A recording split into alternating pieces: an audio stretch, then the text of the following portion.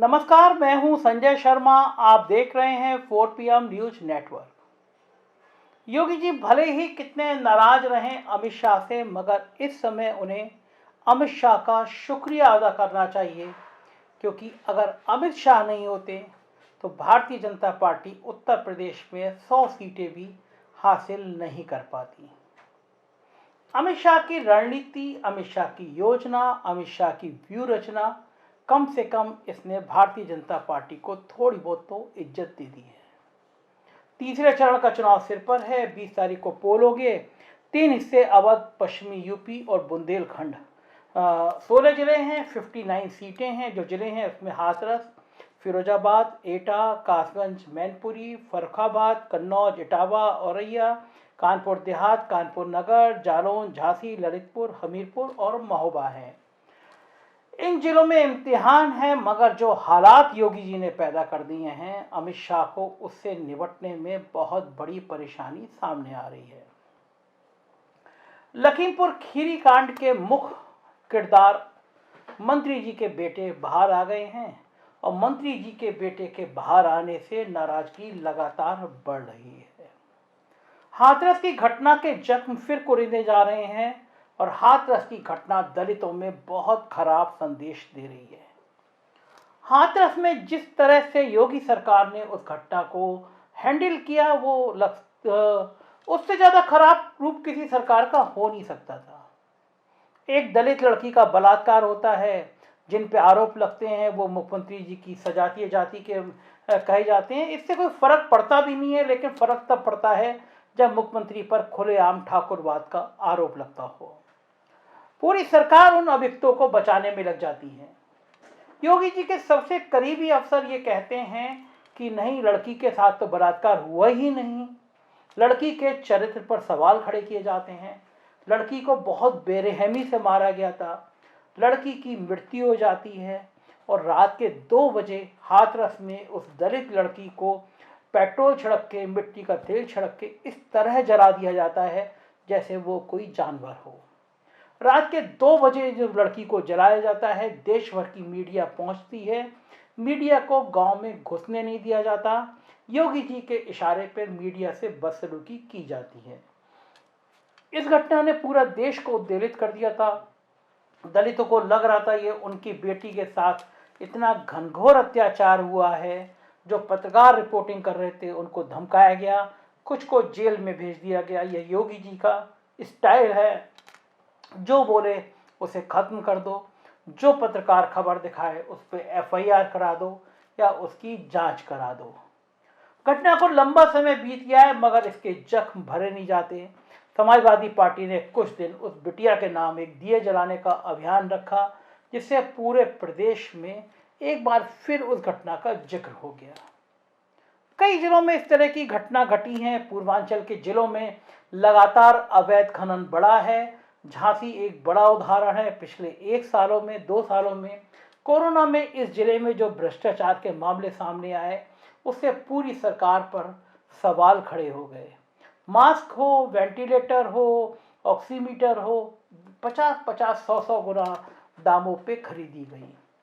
ये वो इलाका है जहाँ पे खाद के लिए लोग परेशान थे, बेहाल थे। खाद नहीं मिल पा रहा था, किसान आत्महत्या तक कर लेता था। ये स्थिति को निपटने के लिए किसी अमित शाह या किसी नरेंद्र मोदी की जरूरत नहीं थी। ये स्थिति तो योगी जी को निपटानी थी, योगी जी के अफसरों को निपटानी थी।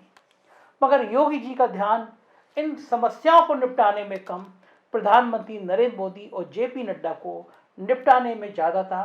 क्योंकि योगी जी के करीबी अफसर समझा रहे थे कि योगी जी, आपकी तो ब्रांडिंग देश भर में इतनी है कि आप अगले प्रधानमंत्री तो 100% हो जाएंगे।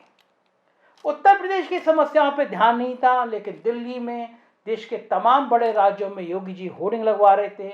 अमेरिका की मैगजीन में लाखों करोड़ों रुपए के विज्ञापन दिए जा रहे थे। 1000 करोड़ से ज़्यादा मीडिया को पैसा दिया गया, जिससे योगी जी वहाँ मीडिया करती रहे। मगर आपको याद होगा, देश में एक बार इंडिया शाइनिंग भी हुआ था। अटल बिहारी वाजपेयी जी प्रधानमंत्री थे।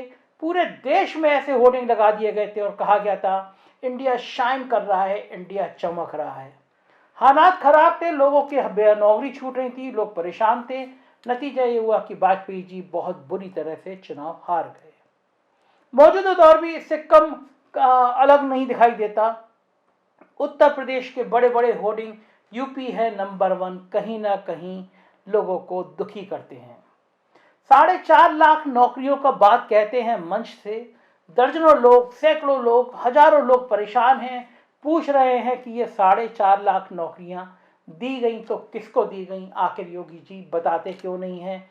उनके नाम, उनके पिताजी का नाम, उनका मोबाइल नंबर, उनका पता एक वेबसाइट पर डाल दें जिससे पता तो चले 4.5 लाख नौकरियां कहीं सिर्फ जुमला तो नहीं था। इन हालातों को देख के योगी जी ने जो 80 और 20 का ट्रम्प कार्ड चला था, गर्मी निकाल दूंगा, आग लगा दूंगा, चर्बी छाड़ दूंगा, शिमला बना दूंगा, ये कार्ड उत्तर प्रदेश में चल नहीं पाया। उत्तर प्रदेश के जिलों में हिंदू, मुसलमान, भारत, पाकिस्तान, तालिबान, दाढ़ी, छोटा पजामा जैसी चीजें उछालने की कोशिश की गई। दंगों की बात की गई, हिंदू मुसलमानों के झगड़ों की बात की गई, उन्माद फैलाने वाले वीडियो वायरल कराए गए, मगर कोई फर्क नहीं पड़ा। यह पहला चुनाव है जिसमें सांप्रदायिक ध्रुवीकरण बहुत कम दिखाई दे रहा है, बल्कि मैं कहूँगा नहीं हो रहा है। मुस्लिम बहुत शांति के साथ बिना कहीं भीड़ में, बिना सड़क पे आए वोट कर रहे हैं, और ये बात भारतीय जनता पार्टी को परेशान कर रही है, क्योंकि समाजवादी पार्टी ने अभी तक कोई ऐसी लूज बॉल नहीं फेंकी है जिसपे भारतीय जनता पार्टी आगे बढ़कर छक्का मार सके। यही कारण है कि अब भारतीय जनता पार्टी ने अपनी स्ट्रेटेजी में बदलाव किया है। अमित शाह मंचों पर कहने लगे हैं कि 10 मार्च को सरकार बनाई तो 20 मार्च को सिलेंडर फ्री मिलेगा। एक तरह का प्रलोभन है, एक तरह की रिश्वत है जो मतदाताओं को कही जा रही है। अमित शाह के पास इसके अलावा कोई विकल्प बचा भी नहीं है, क्योंकि योगी आदित्यनाथ जी ने प्रदेश में जो हाल कर दिया है, जिस हिसाब से सरकार चलाई है, उससे कार्यकर्ता बहुत निरुत्साहित हैं। कार्यकर्ताओं को लग रहा है कि दोबारा योगी आदित्यनाथ गलती से मुख्यमंत्री बन गए तो अगले 5 साल में उनका कोई काम नहीं होगा, जैसे पहले नहीं हो रहा था। जाहिर है ये परेशानियां बढ़ाने वाली हैं, सिर दर्द बढ़ाने वाली हैं, तनाव बढ़ाने वाली हैं। अमित शाह दिन रात मेहनत कर रहे हैं और कार्यकर्ताओं का हाल देख के उन्हें गुस्सा आ रहा है। कानपुर में रोड शो कर रहे थे और रोड शो में जो बद इंतजामी थी उस पर वो भड़क गए, और देखिए क्या कह रहे हैं। अब ये छोड़ दो, ये रोड शो गया बेकार, बंद करो भैया।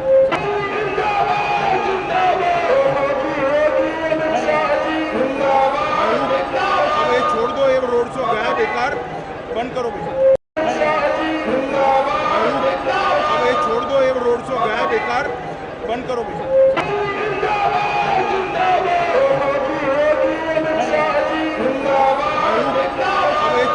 रोड शो गया बेकार, बंद करो भैया। रोड शो में अमित शाह का गुस्से होते हुए ये वीडियो सिर्फ 4 PM के पास उपलब्ध है।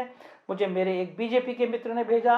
बताइए, कल्पना करिए, इतना भव्य रोड शो और अमित शाह इस तरह गुस्से में आ जा रहे हैं क्योंकि देख रहे हैं भारतीय जनता पार्टी का हाल उत्तर प्रदेश में बेहाल हो चुका है। कल्पना करिए योगी जी, ये वही अमित शाह हैं जिनसे निपटने के लिए आप तरह तरह की योजना बना रहे थे, ऐसी सामान्य चर्चा है। ये वही अमित शाह हैं जिनका ट्विटर से आपने फोटो हटवा दिया था। ये वही अमित शाह हैं जिनके विज्ञापन आप अखबारों में उनके फोटो में नहीं लगाते थे, उनके फोटो को बिल्कुल अलग कर दिया गया था उत्तर प्रदेश में। मगर यही वो अमित शाह हैं जिनने योगी जी आपकी इज्जत बचाने के लिए दिन रात एक कर दिया है।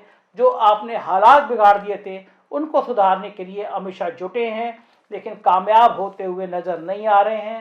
पहले चरण और दूसरे चरण में जो हाल बेहाल हुआ है उसने भाजपा का पसीने छुड़ा दिए हैं। तीसरे चरण के लिए बहुत मेहनत कर रहे हैं। हम आपको जल्द ही तीसरे चरण में क्या होने वाला है बताएंगे। देखते रहिए 4 PM न्यूज नेटवर्क। यही वो चैनल है जो सच सच और सिर्फ सच बताएगा। Thank you.